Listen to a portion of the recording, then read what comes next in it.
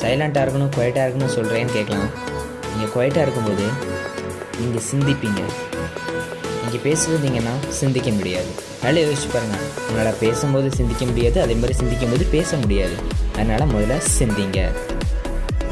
சரி கைஸ், நீங்கள் பார்த்துருக்கீங்களா, தளபதி விஜய் எப்பவுமே சைலண்டாக தான் இருப்பார். அவர் மேடைக்கு வந்து பேச ஆரம்பித்தாருன்னா அவரை எல்லாருமே அப்ளாஸ் பண்ணுவாங்க. பார்த்துருக்கீங்களா? ஏன் அவரை மட்டும் எல்லோரும் அப்ளாஸ் பண்ணுறாங்க? அவர் எப்பவுமே அவ்வளோ குவைட்டாக இருப்பார். அவர் இம்பார்ட்டண்ட்டான விஷயத்தை மட்டும் தான் பேசுவார். ஸோ செகண்ட் ரூல் இதை சொல்லி ஆகணும். இதை கைஸ், நீங்கள் எப்போவுமே நல்ல வின்னராக ஃபீல் பண்ணணும்னு நினச்சிருக்கீங்களா? கான்ஃபிடெண்ட்டாக மாறணும்னு நினச்சிருக்கீங்களா? அதுக்கு நீங்கள் இந்த ஒரு விஷயத்த ஃபாலோ பண்ணுங்கள். இதை ஃபாலோ பண்ணிங்கன்னா நீங்கள் ரொம்ப கான்ஃபிடெண்ட்டாக ஆனால் மாறுவீங்க. கைஸ், நீங்கள் காமெடி ஜோக்கெல்லாம் பண்ணிட்டு இருந்தீங்கன்னு வச்சுக்கோங்களேன், இப்படி தான் அவங்க எல்லோரையும் பார்த்து அவங்க எல்லாருமே சிரிப்பாங்க.